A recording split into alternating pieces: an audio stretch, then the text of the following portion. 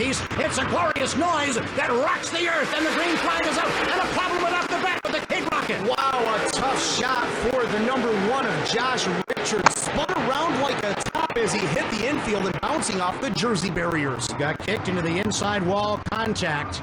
And you can tell he's not happy. There's a lot of damage on the front end of the 1R. He won the season opener at Volusia, Florida. This is not the way he wanted this to start. He's not a happy young man. Well, 2 signs coming out of this. Number 1, he's not happy and the car is severely damaged. But number 2, the good sign is that he's getting out under his own power and able to get out and survey the damage. No, that's always the main thing. He's going to look around and see, well, who is the one that put me in here?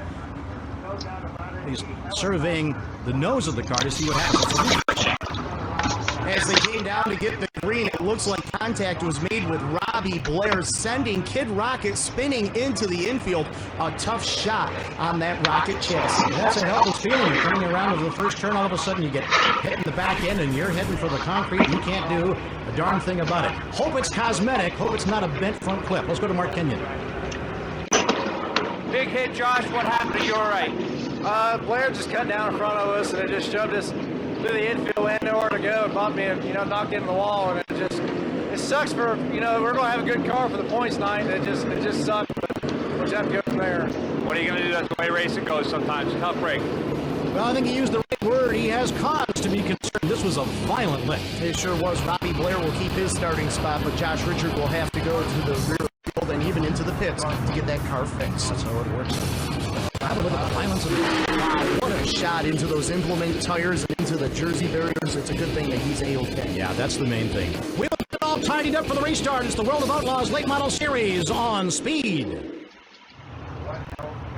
Welcome back to Lernerville Speedway and the showdown at Sarvertown. Yellow before the break. The 1 of Josh Richards tangling with the 11 of Robbie Blair. He's got to ride back into the pits. He's still not happy. No, he isn't, and I can't blame him. This track has not been good to Josh Richards the last couple of years. This year, here he goes into the infield, getting spun around and bouncing off the jersey barriers. But remember what happened last year, Eric? This has not been a good place for the youngster. He really gets tangled up here at Lernerville, goes off the edge, and he goes over a couple of times. A wild ride for the Kid Rocket back on the wheels. Okay then, okay this time. But what's he going to have to do to get something better luck-wise at this track? I don't know, Eric, but I'll tell you what. He wants to change it just as quick as he can. All right. This, as we said before, is not good news for the rest of the field. Shannon Babb looking to run the table. Fastest qualifier. Wins in the heat. He's got the pole. Brian Burkhofer, Berkey out of Muscatine, Iowa, on the front row. We're lighting the fuse, and the showdown at Sarvertown is underway on Speed. Great to have you with us at home. Now, we know how good the 18 of Shannon Babb is, but I have to ask, is there anybody out there that can run with him here tonight, especially with that great starting spot? That's what he redrew after the heat races. Still very, very early, but you just saw him go by, the 24 of Eckert. I got a funny feeling he's going to have a good night. The 15 of Francis is long overdue. And Jimmy Morris, who started 8th, is already on the march to the front. Keep your eyes on the 28M. The only car that's able to stay with him right now is Brian Burkhofer, rating his tire tracks. So Brian Burkhofer from Muscatine, Iowa. They call him Berkey. And Mike Blows out of New Bethlehem in the 5B is in trouble on the back straightaway, looking the wrong way. Fortunately, Eric, he was able to get it woed down before he went over that lip. Here's a look. Someone gets into the back end of the 5B. It looked like it was the 361 of David Scott. Well, Brian Shirley in the 3S was pretty close to that as well, so now he gets a push. And we stay yellow at Lernerville, the showdown at Sarvertown. And a bit of a rash of yellows here, Shane. A tough time getting going, getting the momentum rolling. Some observations from Mark Kenyon trackside. Early on, Eckert on the move, started 10th. He's already up to 7th. The track has tons of bite. Forward bite is at a premium here tonight. Keep your eyes out, because I'll tell you what, it's going to be action-packed. Watch for Eckert. He's on the move. Rick Eckert in the 24 to York, Pennsylvania, 2-time national champion. Led this series in wins last year, Shane, with 8. He knows how to get to victory lane. He knows how to get around this speedway as well. Came oh so close to winning the race last year, except spun out on the last turn, allowing Tim Reedy to get by. Green flag, and we relight the fuse again. Francis in the 15, you saw the blue card down on the bottom. trying that low line. It's working so well for him right now. Look at that. They thought about going 3 wide into corner number 3. And the legend has gone around. Lynn Geisler, a 5-time track champion and defending champion at this place, including 3 in a row, 92, 93, 94. None better than Lynn, and he brings out another yellow to slow us down. Lynn out of Cranberry Township, Pennsylvania. And like you said, a legend for these cars. More than 200 career wins for that man. And Rick Eckert, as we mentioned, is on the march along with a few other guys. Back to Tony Moore from Lernerville. The World of Outlaws late models on speed. We are back. The showdown at Sarvertown at Lernerville, PA. Eric Thomas, Shane Andrews, and Mark Kenyon. It's been the Shannon Babb show so far. But the show's been slowed a bunch of times here, Eric. Right there, we see Lynn Geisler from his friends. And gosh, the bottom of the racetrack there and the little rise along the grass and everybody bailing out on the top side. So Lynn Geisler gets a little help from the 44, and the legend goes all the way around. Dave Hess put his nose inside that quarter panel and got him around. Have a look at the Iceman, 28M, the white car. He started 8th. We talked about guys who are going to march towards the front, and the Iceman has certainly done that. He goes from 8th, he goes to 2nd place, and the race isn't even 10 laps old. Trying to chase down Shannon Babb in the 18. Great shot at a Steve Francis 15. Couple of guys having a battle back there. That is the 28 of Eddie Carrier Jr. and Daryl Lanigan, the Bluegrass Bandit, going tooth and nail for position. Oh, Eddie Carrier Jr., our Rookie of the Year last year. The task for him this year, he's got to get his first World of Outlaws Late Model Series victory, moving with authority on the top side. You can see how heavy this track is. Watch as they come into your living room, just how much forward bite they're getting off the corner. Massive forward torque in these machines. You got to twist him, you got to torque him, you got to contort him, and Eckert doing the best job right there. There you see the Iceman, Jimmy Mars, out of Menominee, Wisconsin, doing all he can to try and reel in Shannon Babb in the 18. Two of the best drivers you're going to see in America up front running 1-2 at Lernerville. This is the closest anybody has been to the 18 of Babb all night, and Jimmy Mars really has a lot of horses underneath the hood of that 28. He's got a lot of patience, and one of the things that we're talking to Shannon Babb about is patience. Don't try and kick something out when you're not ready to do it. And something else, used to running the low side to win at Virginia, that cushion has come down from the top chain. Everybody's running the middle groove, and that should work into Shannon Babb's favor, and so far it looks like that's right. You mentioned patience. Now Babb is going to have to be patient as he works through the traffic as he's caught the back of the pack. This allows him to move up a little bit and get a run off of the corner and pull away from Jimmy Mars, but Mars clears traffic just as easy. What a massive amount of power. You see, he tiptoed through the tulips there, getting through some of the back markers. He stuck it on the outside, basically stood the car up on its rear wheels, straightened it out, dropped it back down, and headed down the front straightaway. A lot of power for a car to do that, and another yellow to slow us down, Shane. Dave Hess Jr. in the 44 slowing off the top side. Look at this, Robbie Blair in the 111 car, and there's another car involved on the other side. I can't quite make out the number, Eric.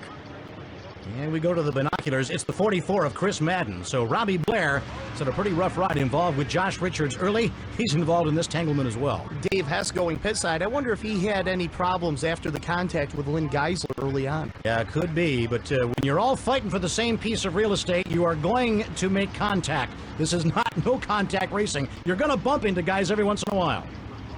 A tough night for Robbie Blair, earlier involved with Josh Richards, now sitting in the infield with a mangled race car. Dave Hess Jr., a two-time track champion here at Lernerville, so the local fans wondering what's going on with their guys. It has been a little bit of a rough and tumble ride with the World of Outlaws Late Model Series for some of these guys. Nobody said it was going to be easy when the traveling series comes to town, but you do want to defend home turf. Hayes Pickup picks up the field. Let's go down to Mark Kenyon. It's a battle royale early on. Chubb Frank started 23rd up to 15th, making a move. The track's got plenty of bite, a lot of action. The cars are really violent coming out of the turns. Stay tuned. Well, we'll stay tuned. We know that Chubb Frank always wants to get back out and continue racing. He's tied for second in the points with the Cat Daddy, Clint Smith. He's going to get out here and run if he has to do it in a grocery cart. He doesn't care. Remember, earlier tonight, he said that he likes this place because you can start in the back of the pack and come up through and win the race. Alrighty, Delaware Rules means our fast man, the Rabbit, Shannon Babb, the Moequa Missile. He likes the retros. We're green again. And the showdown at Sarvertown at Lernerville is back underway. Plenty of racing grooves to use out there. 2.5 grooves right now. Rick Eckert taking advantage of that. So is the number 15 of Steve Francis. He's the blue car underneath the black 15 of Brian Burkhoff. You know, Francis has struggled. We talked about his long wind drought, but he's had an excellent year, other than the fact he hasn't seen victory lane. 3 top 5s over the first 4 races, undefeated in heat action. They get this thing to last to the end. They're going to be there. They're going to get a win before too long. You just know it. You know he's going to be right there plugging away the Kentucky Colonel out of Ashland, Kentucky. He's right in front of the 6th place car. That is Brian Burkhoff. Berkey started on the outside of the front row. He's going backwards. And Francis has it dialed in. Remember that point spread he had with Moyer in 2005? That was a classic. Oh, came right down to the final race down at Volusia Speedway Park, and it was Moyer who won the championship by virtue of a tie. Steve Francis in the 15, working down low.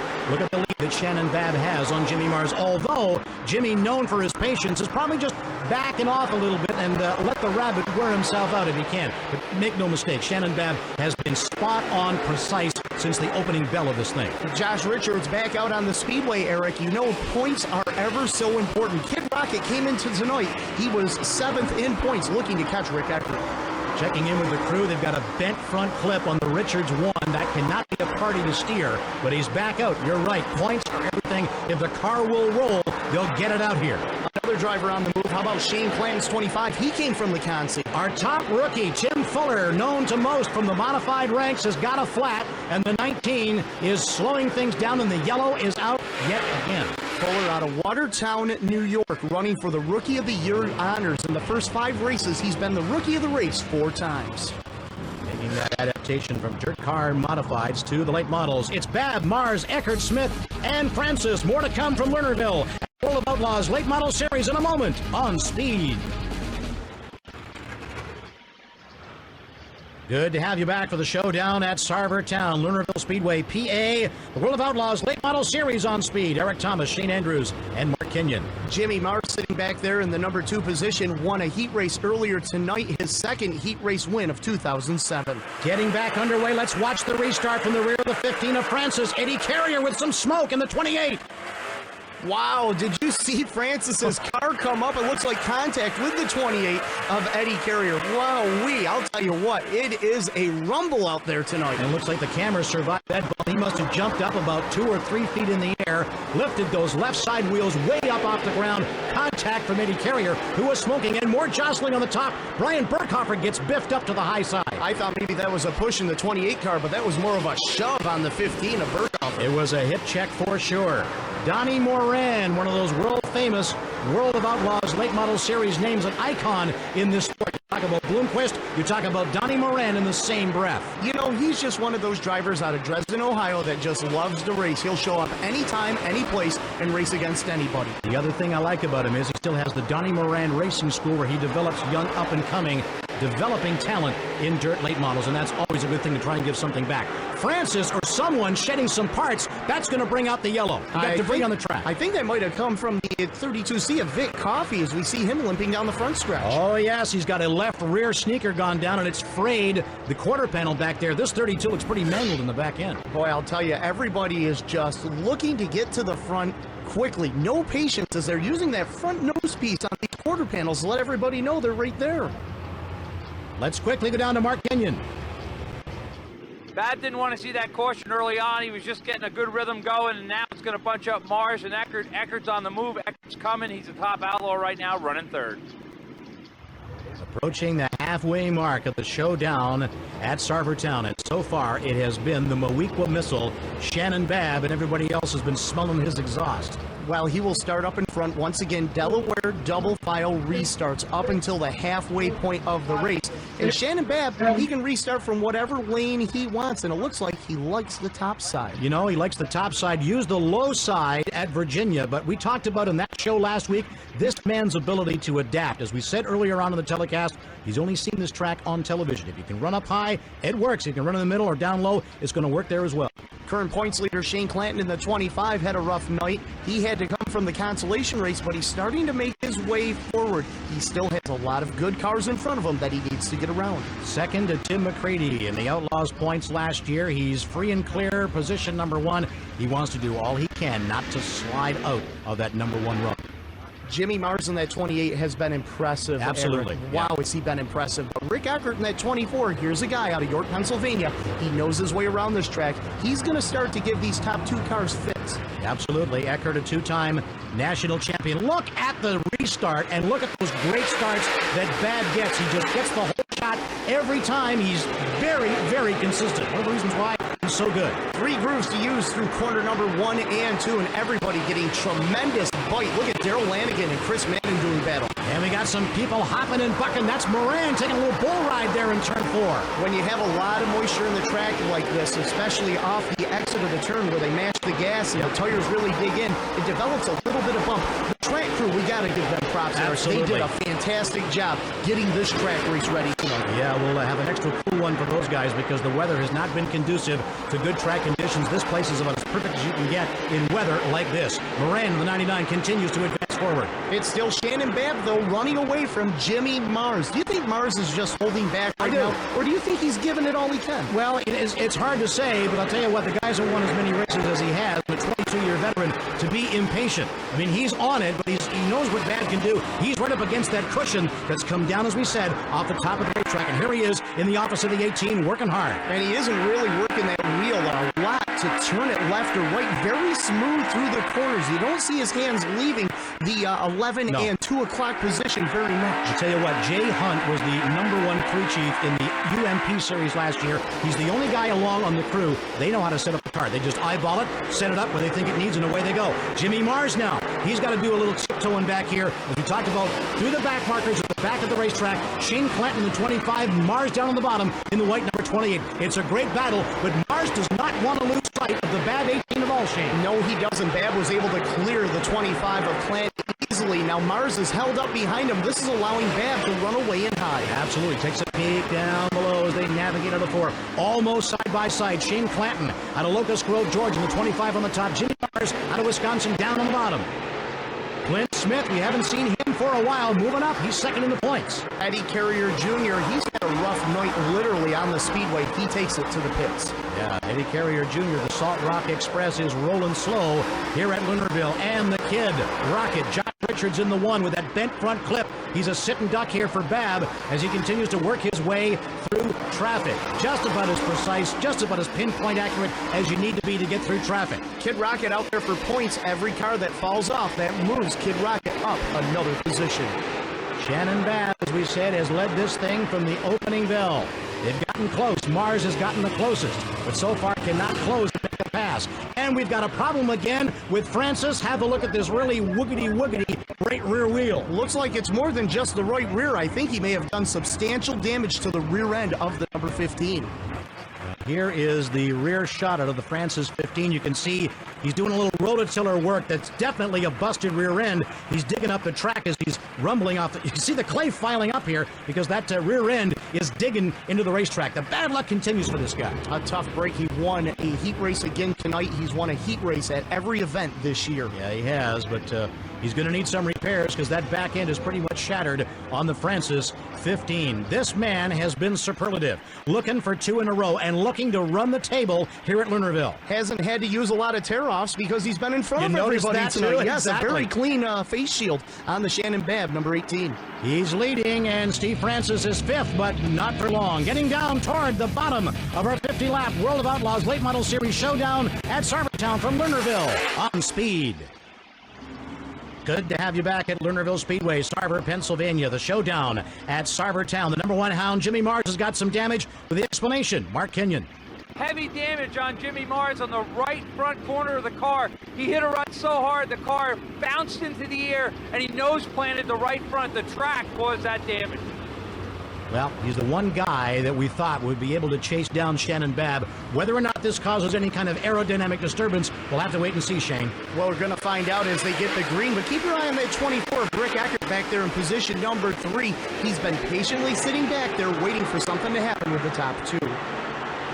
Rick Eckert, they call him Scrub in that fight with Clint Smith. Clint has a lot on the line because he's second in points and doesn't want to slip out of that slot. Look at the bite, the 46 of Doug Horton just got off of corner number 4. Wow, out of Brewston Mills, West Virginia. Look at him pick up that pony tire. Yeah, they call him the Brewston Beast, and the Beast is moving towards the front. He's twisting that thing very, very violently. the only way you can get these cars around here.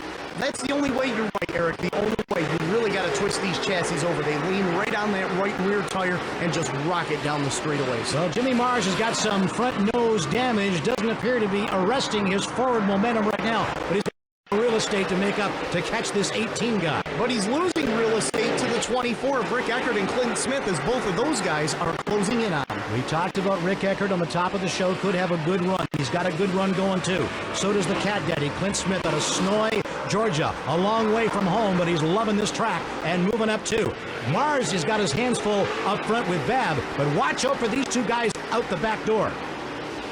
Rick Eckert at number 24, one top 5 finish in 2007, while the 44, the Cat Daddy, Clint Smith, he has one top 5 finish as well. His best finish, a second place at Baton Rouge Speedway. In behind, there's lots of interesting things going on. This is the battle for 6 between New York State veteran Dick Barton in the 28B and Lanigan in the 29. Yes, they have a great battle going on. Barton last year beat the World of Outlaw Late Model Series competitors at State Line Speedway, a local defending home turf. He's also a regular in New York State at Freedom and McKean Speedways as well.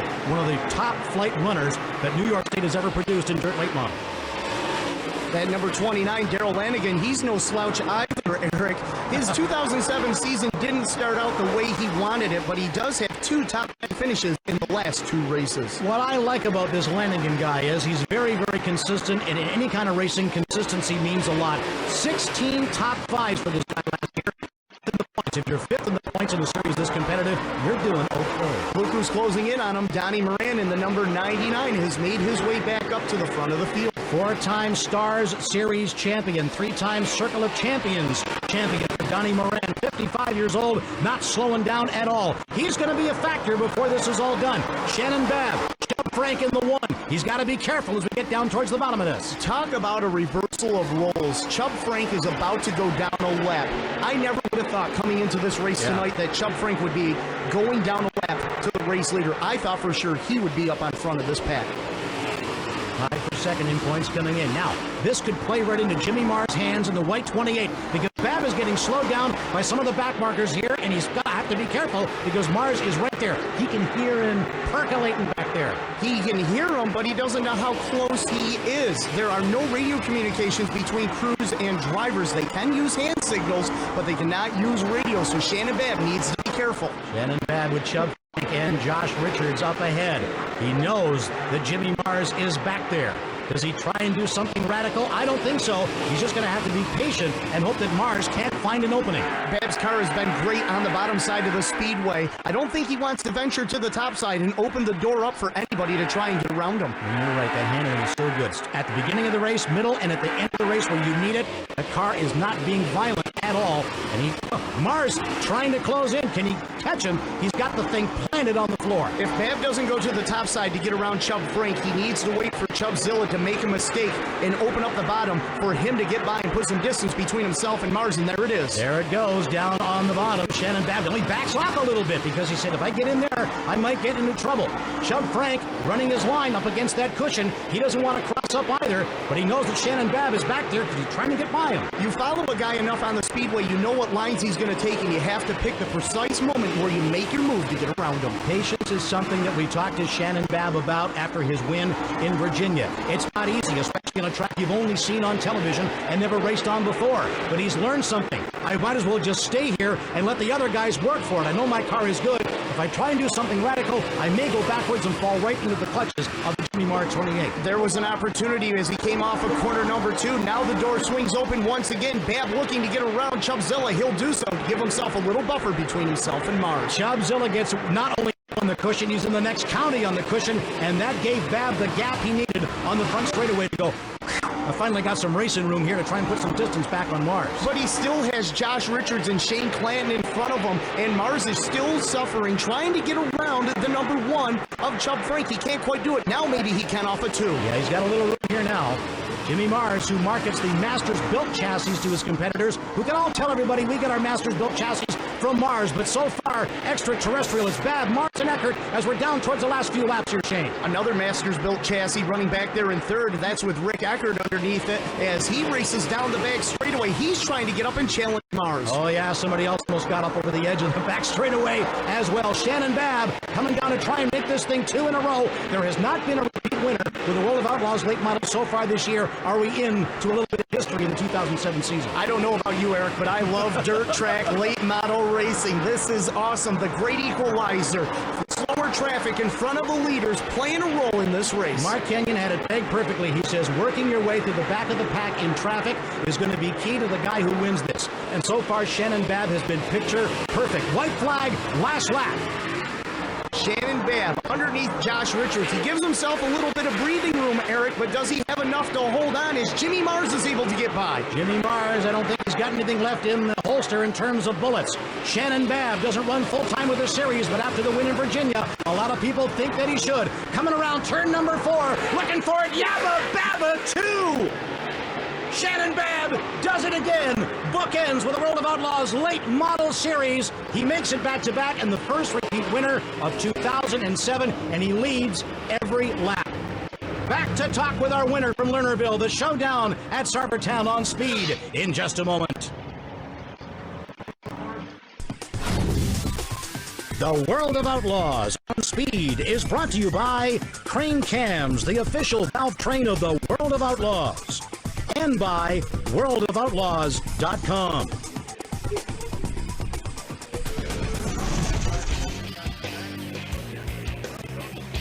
The showdown at Sarvertown goes to Shannon Babb, his second World of Outlaws Late Model Series win in a row. Let's go down to Victory Lane and the celebration with Mark Kenyon. Shannon, talk to me for a second, man. Great race. Tell me about it. No doubt, the weather was a little wet tonight, and the CJ Rayburn race car with a full lock engine is a hell of a combination. And cars hitting J&J Steel, Bill Sr. and Billy Moyer Jr. put this thing together for me. It's just awesome. I got to thank Jay Hunt. He's my crew chief. He's behind me the whole way. It's just me and him, and we got her done. Tell me about it, because I didn't know what was going to get you first. The lap cars of the track, it was so violent. A couple times you were up on 2 wheels. No doubt. I was better earlier in the night. I did a few changes trying to improve my car and kind of made it worse. But the traffic definitely, no one knew where to go, so I just followed them and just tried to make it to the end. 2 of these outlaw deals in a row. You got to get on the tour, man. I'm thinking about it. Shannon Babb in for his second win on the World Outlaw Late Model Tour. You should think about joining the tour as those world-famous Lernerville fireworks are popping in the air. How about if I give him $100,000 worth of reasons why to do it? That's what goes to the World of Outlaw Late Model Champion. Shannon Babb goes back-to-back, the first repeat winner. Mars, Eckert, Smith, Barton, Lanigan, Moran, Horton, Madden, and Shirley 1 through 10. Right behind them, Tim Fuller, the highest finishing rookie again in 11th. David Scott, Shane Clanton in 13th. Chubb Frank holds on for 15th. Coffee down in 19th, Mike Blows 20th. In the A main, the showdown of Sarvertown, the legend Geisler, Blair, Hess Jr., Style, Auckland, and Lux to finish out the 26-car field. So Shannon Babb takes the win. I want to tell you about our next World of Outlaws Sprint Car telecast on Speed next Sunday at 1 p.m. Eastern. That'll wrap it up from Lernerville and the World of Outlaws Late Model Series. For Shane Andrews, Mark Kenyon, and the entire crew, I'm Eric Thomas. So long, everyone.